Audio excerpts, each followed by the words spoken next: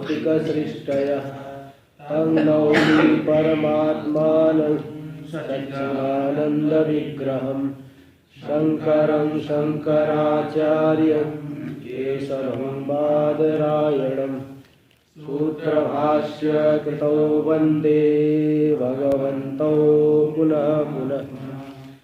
ईश्वरो गुरुरात्मेति मूर्तिभेदविभागिने व्योमवद्व्याप्तदेहाय दक्षिणामूर्तये नमः। ओम शांति शांति शांति।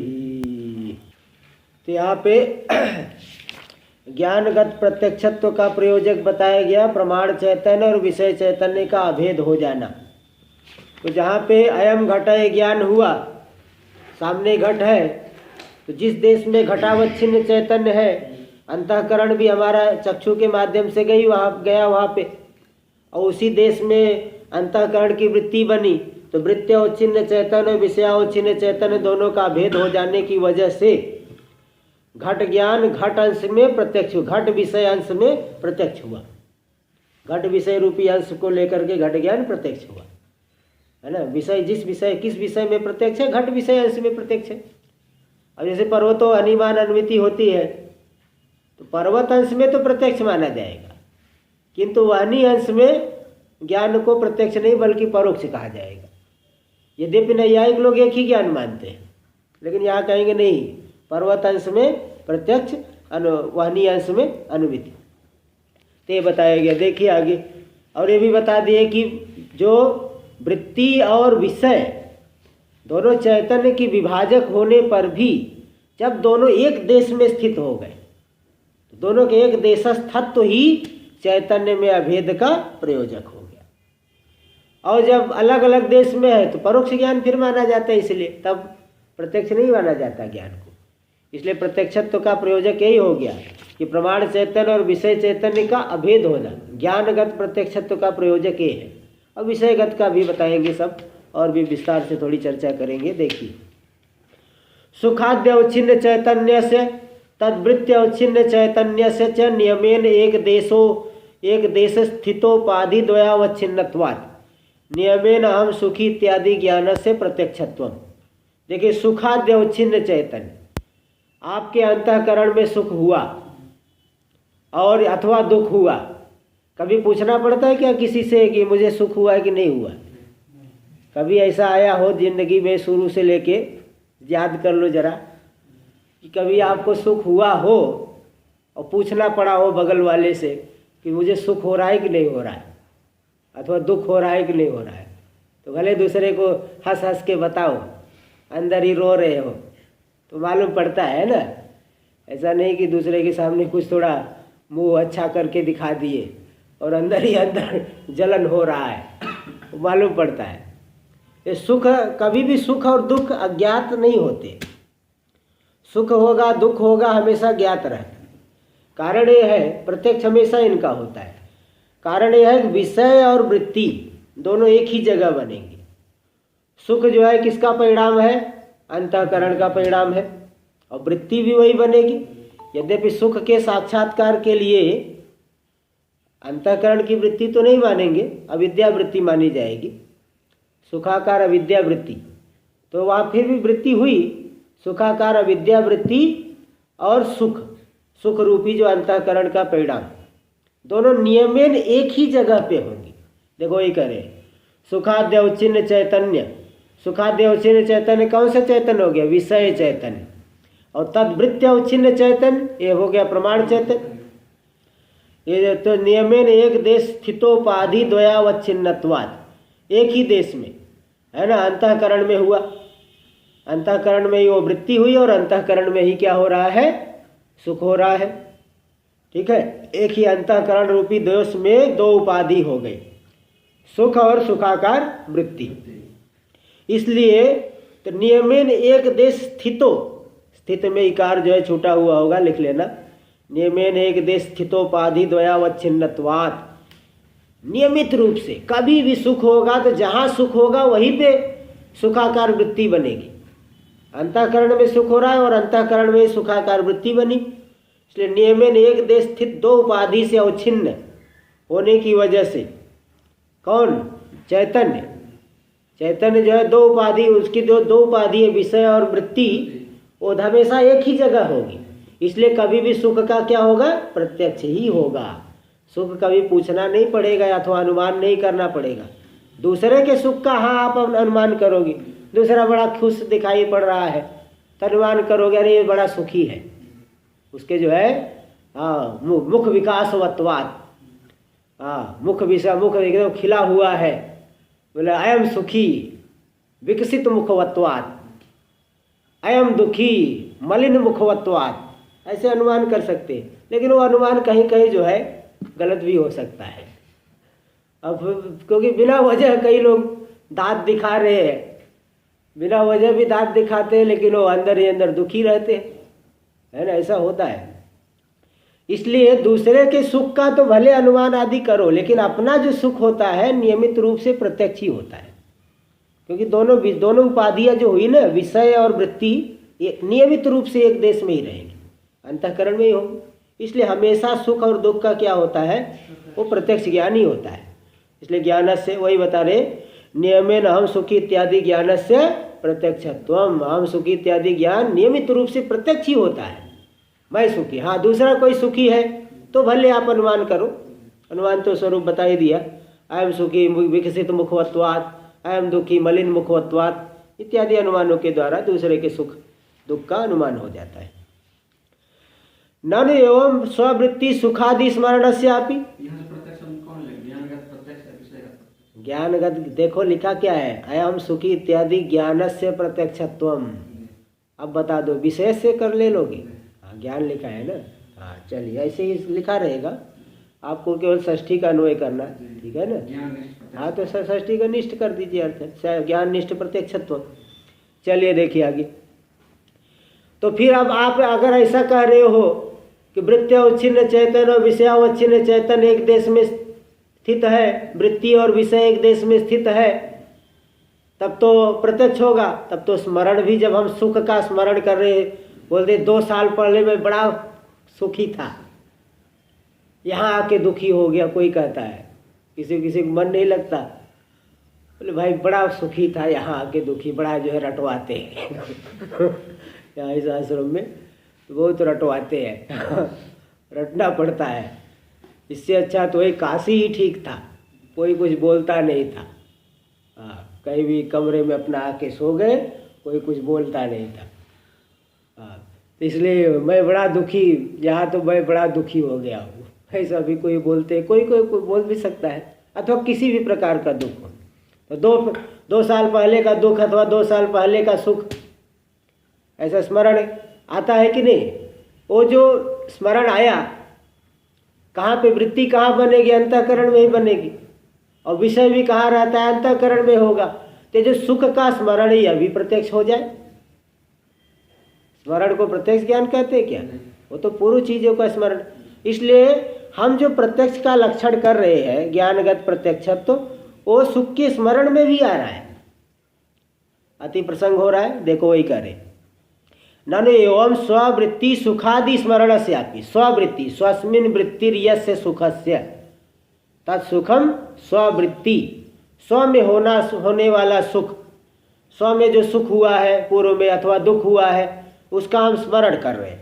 तो स्ववृत्ति सुखादि स्मरणस्यापि, स्व में होने वाला जो सुखादि स्मरण है, कि पहले सुखी था पहले दुखी था, वह भी स्मरण भी सुखादि अंश से, स्मरण भी ज्ञान है, सुखादि स्मरण से स्मरणात्मक ज्ञान से अपि सुखादि अंश से प्रत्यक्षत्वापत्ति, वह भी सुखादि अंश में प्रत्यक्ष हो जाए। क्योंकि देखो सुख भी कहाँ रहेगा? अंतःकरण में ही, और वृत्ति भी कहाँ बनेगी? अंतःकरण में ही, स्मरणात्मक वृत्ति, इसलिए स्मरण हो जाए। हाँ वही, वो तो यही समाधान देगा सिद्धांति, यही सिद्धांति यही समाधान दे रहा है। हाँ वो कह रहा है ऐसे हो जाए, कहाँ होता है सुख का स्मरण? वो सुख कहाँ? इधर ही तो होता है, बाहर कहाँ होता है? और वृत्ति भी कहाँ बनेगी? यही अंदर ही तो बनेगी। तो दोनों एक ही जगह हो गए, तो सुख का स्मरण भी प्रत्यक्ष हो गया। प्रत्यक्षत्व वहाँ भी रह गया, अति प्रसंग हो गया। इति चेत सिद्धांतिकरण न, ऐसा मत कहो। तत्र, तत्र का अर्थ दे दिए टीका में। स्ववृत्ति सुखादि स्मरणे, स्व में होने वाला जो सुखादि उसके स्मरण में, है ना। तत्र स्मर्यमाण सुख से अतीतत्वेन, जिस सुख का स्मरण किया जा रहा है, स्मर्यते इति स्मर्यमाणम, जिसका स्मरण किया जा रहा है, स्मरण का जो विषय बन रहा है सुख, स्मर्यमाण सुख, स्मर्यमाण सुख से अतीतत्वेन, जो स्मरण का विषय भूत सुख है वह कैसा है, अतीत है, अतीत हो चुका है, अतिक्रांत हो चुका है। और स्मृति रूपा अंतःकरण वृत्तेर वर्तमानत्वेन, और स्मृति स्वरूप जो अंतःकरण की वृत्ति है वह कब है, वर्तमान काल में है, अभी कर रहा है। इसलिए तत्र उपाध्योर भिन्न कालीनतया, विषय पूर्व काल में रहा और वृत्ति अभी बन रही है, वृत्ति अभी बन रही है। अब जैसे बोले 3 साल पहले मैं बहुत घी खाता था, तो स्मरण करने से क्या घी का सुगंध भी आएगा क्या? कुछ नहीं आएगा। 3 साल पहले खाते थे, बात ठीक था, लेकिन अभी सुगंध भी तब नहीं मिलेगा। विषय पूर्व काल में था, विषय और स्मरण आप कर रहे हो, तो इसलिए विषय अलग हुआ, अभी अलग। एक देश में हुए क्या? एक देश में कहाँ हुए? एक काल में, चलो एक देश में, पूर्व काल इसी देश में था, एक पूर्व काल में था, अभी तो नहीं था। इसलिए एक कालीन भी होना चाहिए, एक देश में भी होना चाहिए और एक काल में भी होना चाहिए। जैसे घट और घटाकार वृत्ति दोनों एक देश में भी और एक काल में भी है, इसलिए घट ज्ञान जो है प्रत्यक्ष माना जाएगा। इसलिए कह रहे हैं कि तत्र उपाध्योर भिन्न कालीनतया, उस सुखादि स्मरण है, वहाँ तो उपाधियाँ क्या हो गई, उस स्थल पे उपाधि, दोनों उपाधि भिन्न कालीन होने से तत्तद अवच्छिन्न चैतन्य और भेदात, तत्तद अवच्छिन्न चैतन्य भी क्या हो गए, सुखाद्य अवच्छिन्न चैतन्य अलग हो गया, वो पूर्व काल में था, और अभी वृत्त्यावच्छिन्न चैतन्य अभी है। तो दोनों उपाधियों में अलग अलग होने से अवच्छिन्न चैतन्य में भेद हो जाने से ज्ञानगत प्रत्यक्षत्व आएगा? नहीं आए, क्योंकि विषयावच्छिन्न चैतन्य और वृत्त्यावच्छिन्न चैतन्य का भेद नहीं हो पाया। इसलिए उपाध्योर एक देशस्थत्वे सति एक कालीनत्व से उपधेया भेद प्रयोजकत्वात्, 2 उपाधियों में एक देशस्थत्व होते हुए एक कालीनत्व भी होना चाहिए। यही जो है उपधेय यानी चैतन्य के अभेद का प्रयोजक है। उपधेय यानी चैतन्य, उपहित चैतन्य, उपाधि में जो प्रविष्ट चैतन्य है उसको कहते हैं उपधेय चैतन्य, है ना। तो 2 उपाधियों का एक देश में स्थित होते हुए एक कालीन होना, यही चैतन्य के अभेद का प्रयोजक होता है। तब यहाँ पे क्या है, एक देश में भले स्थित है उपाधि, लेकिन एक काल में नहीं है, इसलिए चैतन्य में अभेद का प्रयोजक नहीं बन पाएगी। वृत्त्यावच्छिन्न चैतन्य अभी है और विषयावच्छिन्न चैतन्य पूर्व काल में था, इसलिए दोनों चैतन्य का अभेद नहीं होने से सुख का ज्ञान, जो स्मरणात्मक ज्ञान है, वह प्रत्यक्ष माना जाएगा? नहीं माना जाएगा, इसलिए यहाँ पे नहीं जाएगा, प्रत्यक्षत्व यहाँ नहीं रहेगा। यदि च एक देशस्थत्व मात्रम उपधेया भेद प्रयोजकम, बोले अगर ऐसा कहोगे तो कुछ यहाँ आपत्ति दिखाएंगे, कि भिन्न कालीन और एक देश घट भेदकत्वापत्ति, क्या है ना, कि बोले यार टीका विधि है थोड़ा इसका भूमिका, यदि ननुत एवं तरी भिन्न कालीन और एक देशस्थत्योर एक देशस्थयोर घट मठयोर भेदकत्वापत्ति। बोले जैसे कोई जो है घट है और पहले यहाँ मठ था, पहले यहाँ मठ, पहले किसी जगह पे घट रखे हैं, पहले वहाँ मठ था, तब तो भिन्न कालीन हो गया घट और मठ। पहले वहाँ मठ था, अभी घट रख दिए हैं, तो भिन्न कालीन होने से आकाश भिन्न हो जाता है क्या? वो आकाश तो एक ही रहता है। तो फिर बोले ना उपधेय अभेद काल में उपाधियों में एक काल हो, है ना, तभी उपधेय यानी चैतन्य के अभेद काल में उपाधि में एक काल हो, तब तो अन्योन्याश्रय दोष। उपधेय का अभेद काल, उपधेय उपाधि को लेकर के उपधेय कहा जाएगा, उपधेय का भेद हो तो उपाधि का अभेद होगा, अभेद काल, अभिन्न काल, उपाधि का भिन्न काल हो तो उपधेय का भिन्न काल होगा। इसलिए एक कालीनत्व का निवेश करने की आवश्यकता नहीं है। वही इसीलिए सीधे से ऊपर दे रहे, यदि च एक देशस्थत्व मात्रम उपधेया भेद प्रयोजकम। उपधेय यानी चैतन्य के अभेद का प्रयोजक नियामक यदि एक देशस्थत्व मात्र लेते हैं, क्योंकि एक कालीनत्व जैसे बता दिया कि पहले मठ था, मठ नष्ट हो गया, वहाँ घट रख रहे हैं, तो क्या अलग अलग कालीन होने से चैतन्य बदल जाएगा? जैसे अलग अलग कालीन में होने से क्या वहाँ का आकाश बदल जाता है क्या? आकाश तो एक ही रहता है। मठावच्छिन्न आकाश, मठ नष्ट हो गया, अब घटावच्छिन्न आकाश, तो घटावच्छिन्न आकाश मठावच्छिन्न आकाश से भिन्न है क्या? भले मठ नष्ट हो गया। तो इसलिए ऐसा नहीं कह सकते, अलग अलग काल को लेकर के नहीं दे पाओगे। इसलिए यहाँ दे दे कि यदि एक देशस्थत्व मात्र चैतन्य के अभेद का प्रयोजक मानेंगे, तब तो सुखादि स्मरण में अति प्रसंगित तो रहेगा। उसका वारण करने के लिए हम विषय का विशेषण दे देंगे, वर्तमान विषय। वर्तमान विषयावच्छिन्न चैतन्य का वृत्त्यवच्छिन्न चैतन्य के साथ अभेद होना। देखिए, तदा अहम पूर्वम सुखी इत्यादि स्मृतौ अति व्याप्ति वारणाय, तब तो हम सुखी इत्यादि स्मृति में ज्ञानगत प्रत्यक्षत्व की अति व्याप्ति न हो, प्रत्यक्षत्व वहाँ भी न हो जाए, उस ज्ञान को भी में भी प्रत्यक्षत्व की अति प्रसंग न हो। इसलिए उसका वारण करने के लिए क्या करना पड़ेगा? वर्तमानत्व विषय विशेषणम देयम। वर्तमानत्व विषय का विशेषण देना पड़ेगा। तो कुल मिलाकर के क्या स्वरूप हो गया? वर्तमान विषयावच्छिन्न चैतन्य अभिन्न वृत्त्यवच्छिन्न चैतन्यमेव ज्ञानगत प्रत्यक्षत्व से प्रयोजकम। क्या हो जाएगा? लिखना हो तो लिख भी सकते हो, जिससे ध्यान में रहे बढ़िया। वर्तमान विषयावच्छिन्न चैतन्य, वर्तमान विषयावच्छिन्न चैतन्य चैतन्याभिन्न, वर्तमान विषयावच्छिन्न चैतन्याभिन्न वृत्त्यवच्छिन्न चैतन्यमेव, वर्तमान विषयावच्छिन्न चैतन्य चैतन्याभिन्न वृत्त्यवच्छिन्न चैतन्यमेव, वर्तमान विषयावच्छिन्न चैतन्याभिन्न वृत्त्यवच्छिन्न चैतन्यमेव ज्ञानगत प्रत्यक्षत्वस्य प्रयोजकम। ये जो है प्रयोजक हो जाएगा। अब स्मृति में अति व्याप्ति नहीं हो पाएगी। ज्ञानगत प्रत्यक्षत्वस्य प्रयोजकम।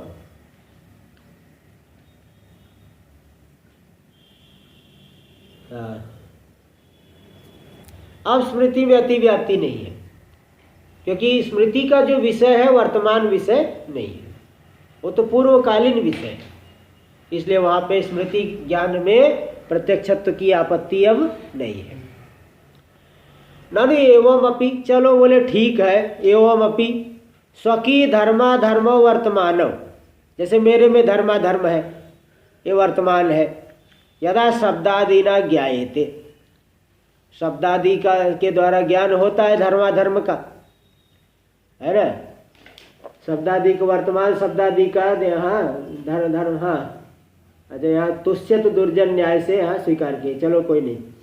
तो यदि स्वकी धर्माधर्म वर्तमान, जैसे मुझ में धर्माधर्म है, तो दूसरे व्यक्ति ने देखा तो ये अनुमान के द्वारा कहेगा ना, आप बड़े धार्मिक हो, आप बड़े धार्मिक हो। अथवा कोई देखा मैं अधार्मिक हूँ, वो आप बड़े अधार्मिक हैं, आप बड़े पापी हैं। कोई गुस्से में किसी कह दिए आप बड़े अधार्मिक हैं, तो जब शब्द के द्वारा धर्माधर्म का ज्ञान हो रहा है, तो आज जो शब्द के द्वारा धर्माधर्म का बोध हुआ, आप बड़े धार्मिक हैं, आप बड़े अधार्मिक हैं, उस शब्द जन्य ज्ञान शब्द बोध है, उसमें भी प्रत्यक्ष का लक्षण जाएगा। क्योंकि ये जो शब्द सुन करके वृत्ति बनेगी, वृत्ति कहाँ बनेगी? धर्माधर्म कहाँ है? अंतःकरण में ही है। मनुष्य का धर्माधर्म अंतःकरण में ही रहता है।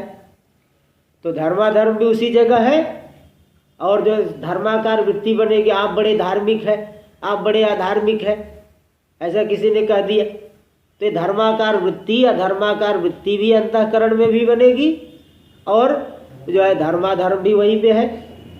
तो वृत्त्यवच्छिन्न चैतन्य और विषयावच्छिन्न चैतन्य का क्या हो गया? अभेद हो गया। लेकिन ये ज्ञान शब्द से हो रहा है, शाब्द ज्ञान है, प्रत्यक्ष ज्ञान नहीं है। शाब्द ज्ञान में प्रत्यक्षत्व की आपत्ति आ गई।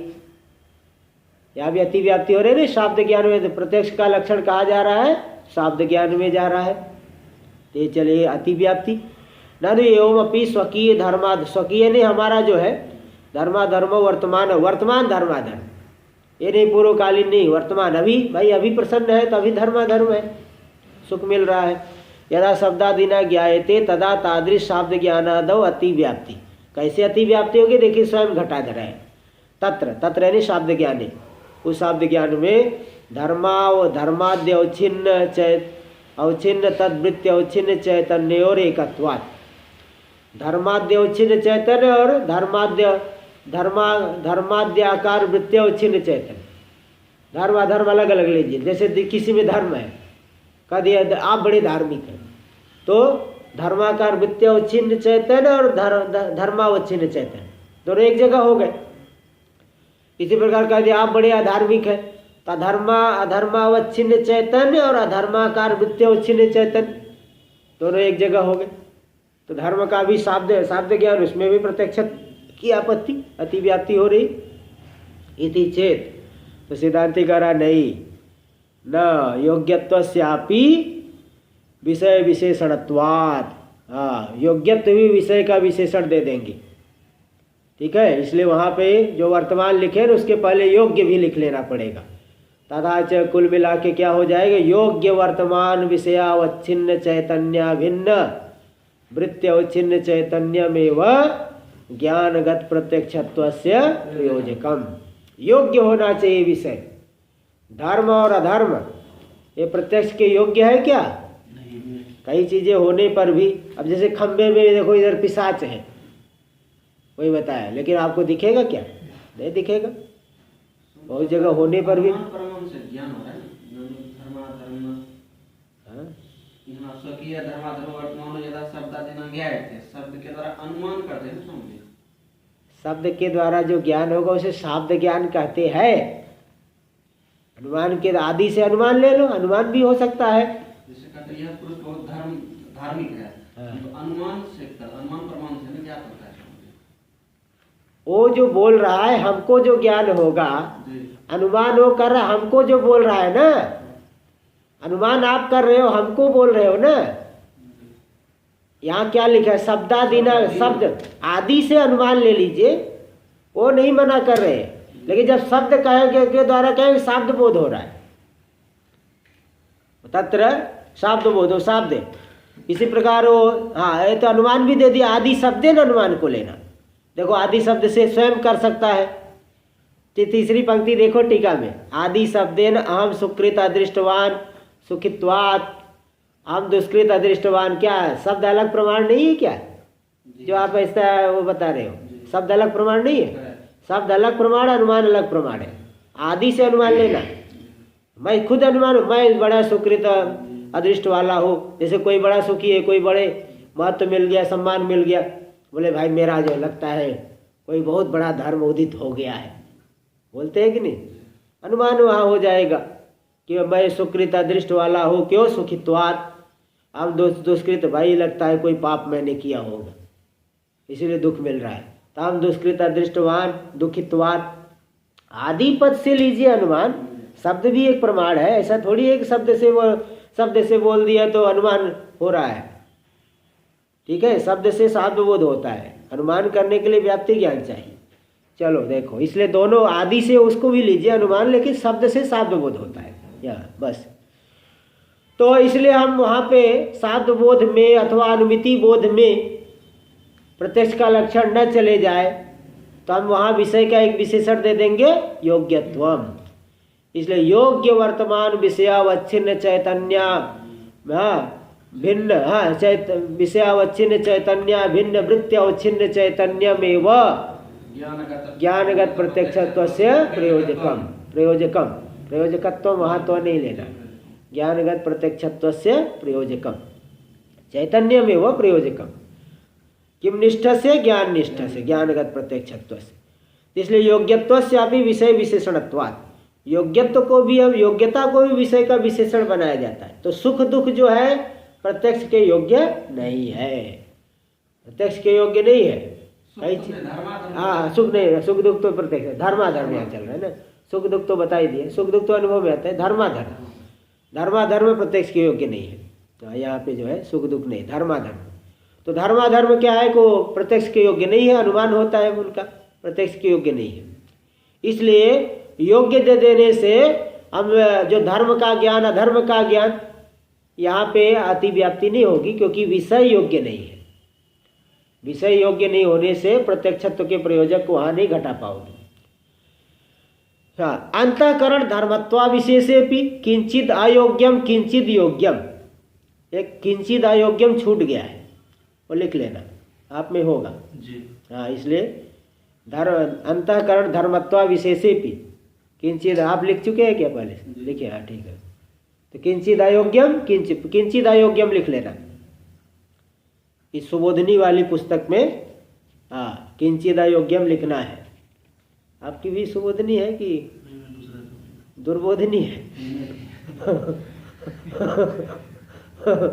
चलिए, अच्छी छोटी पुस्तक ले रखे हैं। हाँ। मेरे पास भी जो है मैं लिया था पहले 10 रुपये में लिया था।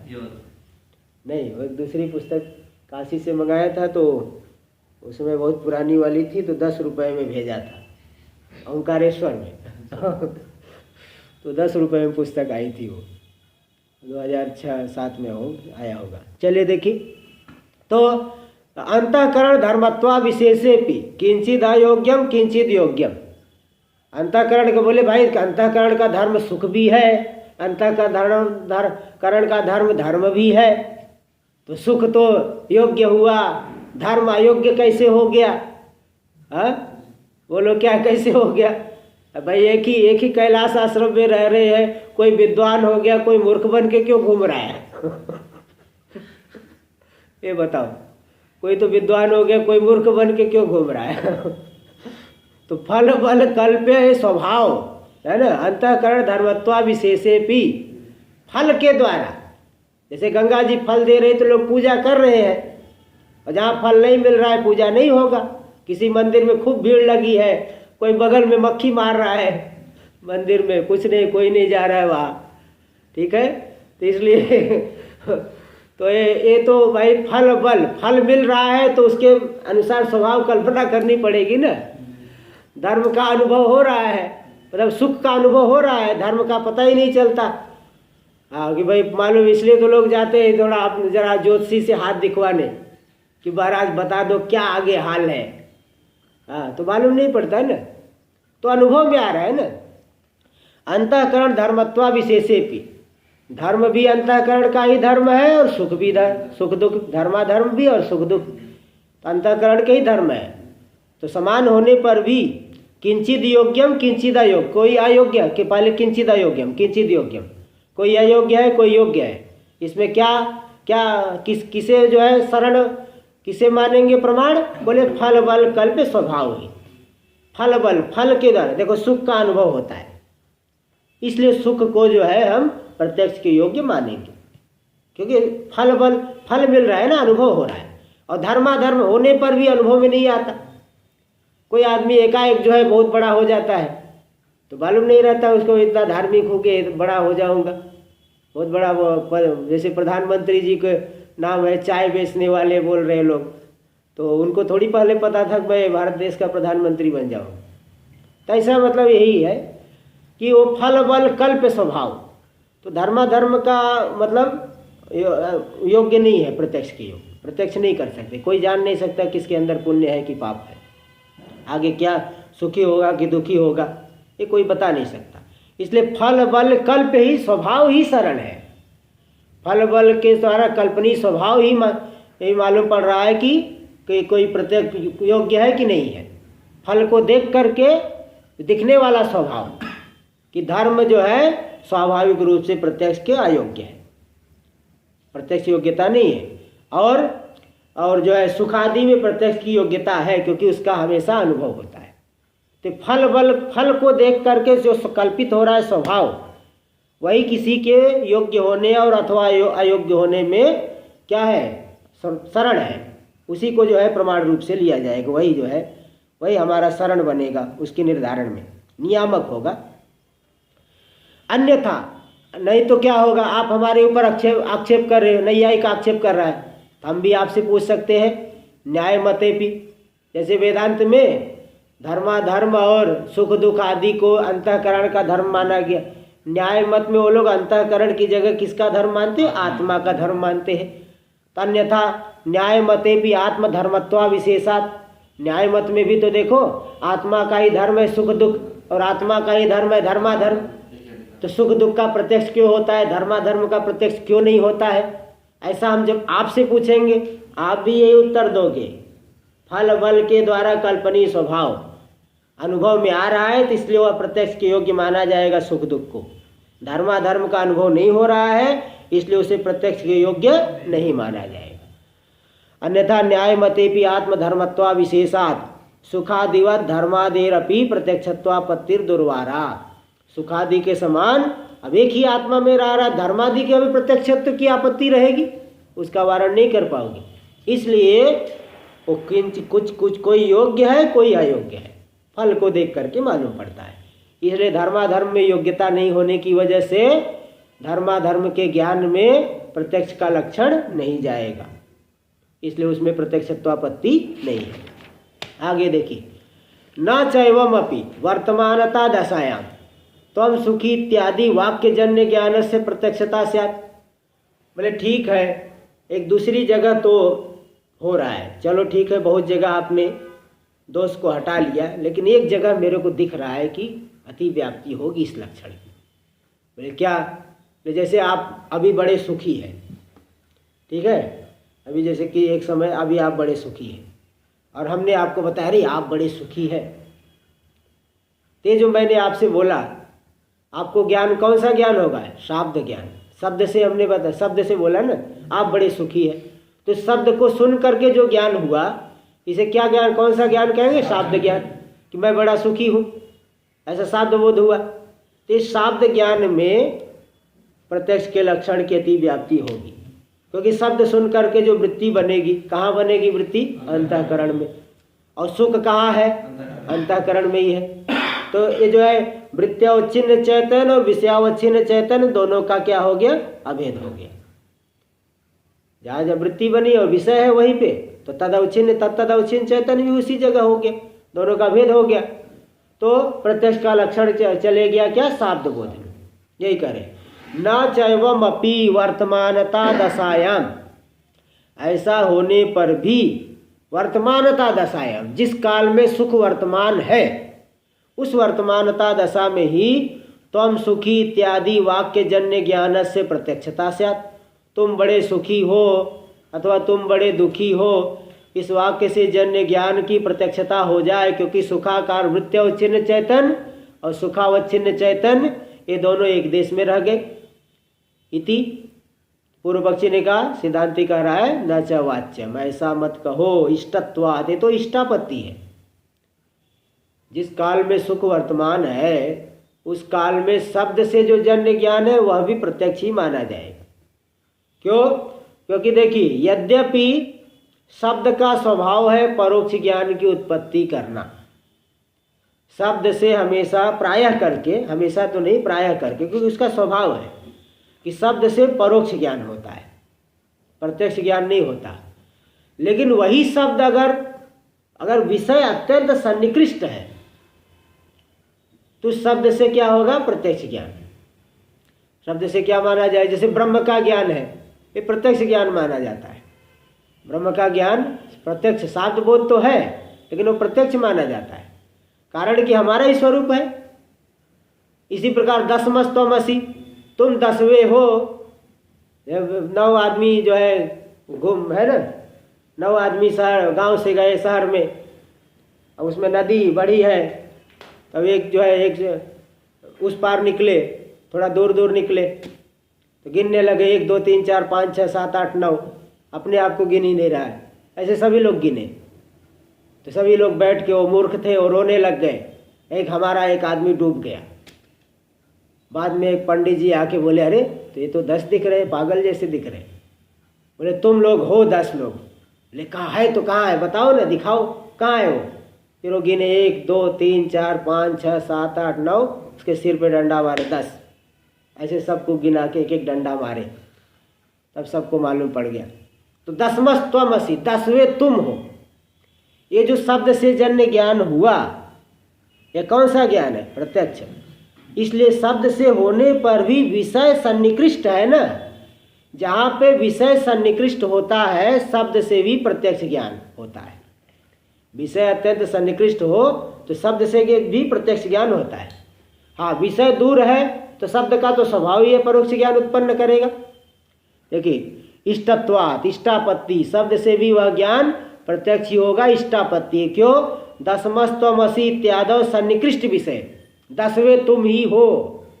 तो विषय सन्नि, मैं ही हूँ 10वां, ऐसा बोध हुआ। तो क्या कहीं ढूंढना पड़ेगा क्या? सन्निकृष्ट, एकदम सन्निकृष्ट, मैं ही तो हूँ। इत्यादि सन्निकृष्ट विषय शब्दादपि अपरोक्ष ज्ञानाभ्युपगमात्।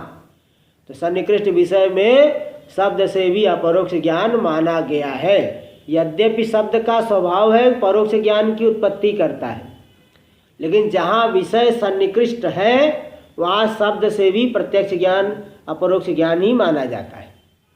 इसलिए शब्द से जिस काल में सुख वर्तमान है उस काल में दूसरा व्यक्ति बताएगा तो भी हमें जो सुख का ज्ञान हो रहा है प्रत्यक्ष ही माना जाए, क्योंकि विषय सन्निकृष्ट है ना, विषय कहीं दूर नहीं है। अतएव पर्वतो वहनीमान इत्यादि ज्ञानम अपि, इसलिए पर्वतो वहनीमान जो अनुमिति है ना, यह अनुमिति ज्ञान भी वाहनी अंश से परोक्षम, वाहनी अंश में परोक्ष है, क्योंकि वाहनी चक्षु से सन्निकृष्ट नहीं है, लेकिन पर्वतांश से अपरोक्षम। पर्वतांश में वही पर्वतो वहनीमान या ज्ञान अपरोक्ष है। इसलिए उस ज्ञान में 2 अंश हो गए वेदांती मत में, जो कि नैयायिक लोग एक ही ज्ञान मानते हैं। तो पर्वताकार वृत्ति और पर्वतावच्छिन्न चैतन्य एक देश में होने से पर्वत अंश में वह ज्ञान प्रत्यक्ष हुआ, अपरोक्ष हुआ। और वाहन्याकार वृत्ति अंतःकरण में बन रही है और वाहन्यावच्छिन्न चैतन्य वहाँ पे है, तो दोनों का एक देश अभेद नहीं हुआ। इसलिए वाहनी का ज्ञान क्या हो गया? परोक्ष ज्ञान, परोक्ष ज्ञान, प्रत्यक्ष ज्ञान नहीं हुआ। तो पर्वताद्यवच्छिन्न चैतन्य से बहिर्निश्रित अंतःकरण वृत्त्यवच्छिन्न चैतन्य भेदात, पर्वत से हमारे चक्षु का सन्निकर्ष है, तो पर्वतावच्छिन्न चैतन्य और बाहर निकली हुई जो अंतःकरण, उस अंतःकरण वृत्त्यवच्छिन्न चैतन्य दोनों एक देश में हो गए। इसलिए पर्वत अंश में ज्ञान प्रत्यक्ष हो गया। और वाहनी के लिए तो निकली नहीं है अंतःकरण, वाहनी आकार वृत्ति तो अंतःकरण में ही बन रही है, इसलिए वो उस अंश में ज्ञान क्या है? परोक्ष है, अप्रत्यक्ष नहीं, अपरोक्ष नहीं है। याद हो गया। आगे हम लोग द्वितीया को करेंगे, 3 दिन अध्याय रहेगा। ओम पूर्णमदः पूर्णमिदं पूर्णात् पूर्णमुदच्यते पूर्णस्य पूर्णमादाय पूर्णमेवावशिष्यते। ओम शांति शांति शांति। शंकरं शंकराचार्यं केशवं बादरायणं सूत्रभाष्य कृतौ वन्दे भगवन्तौ पुनः पुनः। ईश्वरो गुरुरात्मेति मूर्तिभेदविभागिने व्योमवद्व्याप्तदेहाय दक्षिणामूर्तये नमः। ओम शांति शांति शांति।